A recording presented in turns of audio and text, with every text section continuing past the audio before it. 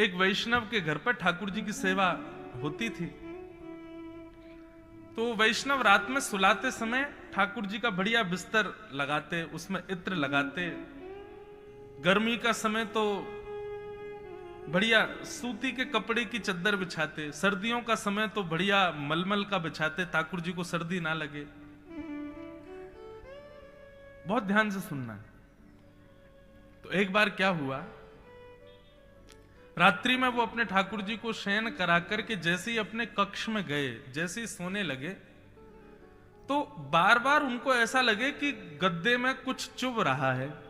उन व्यक्ति को जो सेवा करते थे, वो बार बार उठ करके देखें, बोले ये चुभ क्या रहा है, और जैसे ही देखें तो कुछ भी नहीं।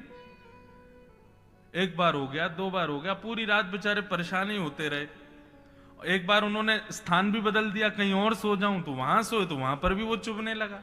उनको लगा ये है क्या, ये चुभ क्या रहा है मुझको। पूरी रात निकल गई परेशान होते होते। सवेरे जैसे ही ठाकुर जी की सेवा के लिए स्नान ध्यान करके मंदिर में गए, तो जैसे ही ठाकुर जी को उठाया, उठा करके व्यवस्थित किया, तो जो शयन शैया थी, सोने का जो बिस्तर था ठाकुर जी का, उसको साफ करने लगे। देखे ठाकुर जी की चद्दर के नीचे पुराने 3 दिन के सूखे पुष्प पड़े थे। उनके मन में आई, बोले ये ठाकुर जी को रात भर चुभ रहे थे, इसीलिए परेशानी मुझे हो रही थी, इसीलिए वो मुझको भी चुभ रहे थे। माने ठाकुर जी रात भर संकेत कर रहे थे, अरे तू तो तान दुपट्टा सो गया, लेकिन वो पुष्प मुंह को चुभ रहे हैं, भैया उनको आगे निकाल के जा, मैं सो नहीं पा रहा हूं। और वो भक्त समझ नहीं पाया, तो उसको भी रात भर चुभते रहे। ये भाव कब प्रकट होता है? जब आप ठाकुर जी को चैतन्य भाव से पूछते हो। यदि आप मानोगे कि ये तो मूर्ति हैं, ये तो पाषाण हैं, तो ठाकुर जी भी आपको पाषाण ही समझेंगे। फिर आपके जीवन में कष्ट आए, दुख आए, दारिद्र आए, तो ठाकुर जी कहेंगे भैया जब हम पे कष्ट दुख दारिद्र सो लगे, तो तेरे मन में बिल्कुल भी भावना नहीं आती कि ये चैतन्य, तो हम क्यों चैतन्य भाव रखे तुम्हारे प्रति। ठाकुर जी को चैतन्य समझो, वे चैतन्य है। तो भगवान का पहला स्वरूप है सत्य, दूसरा है चैतन्य, और तीसरा आनंद।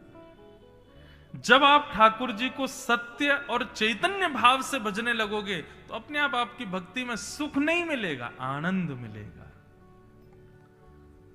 सुख में और आनंद में अंतर होता है बंधु। एक समय के बाद जो घटने लग जाए वो सुख है, परंतु अनंत मिलने के बाद भी बढ़ता रहे वो आनंद है। कथा सुनना, वृंदावन जाना, राम राजा सरकार के दर्शन करना, गंगा जी में स्नान करना, यमुना जी का दर्शन करना, संतों की कथा सुनना, ये सब सुख नहीं देते हैं। कभी मत कहना कथा सुनने से बड़ा सुख मिलता ना, कथा सुनने से आनंद मिलता है।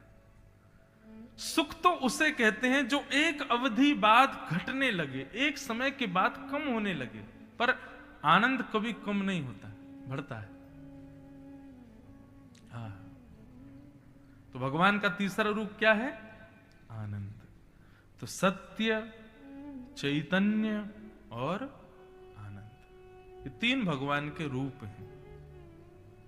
ऐसे ही 3 भगवान के कर्म हैं, विश्वोत्पत्त्यादि हेतवे, विश्व की उत्पत्ति करना, पालन करना और उसका संहार करना, ये 3 भगवान के कर्म हैं। और ऐसे ही 3 भगवान के गुण हैं, तापत्रय विनाशाय, आदिदैविक आदि भौतिक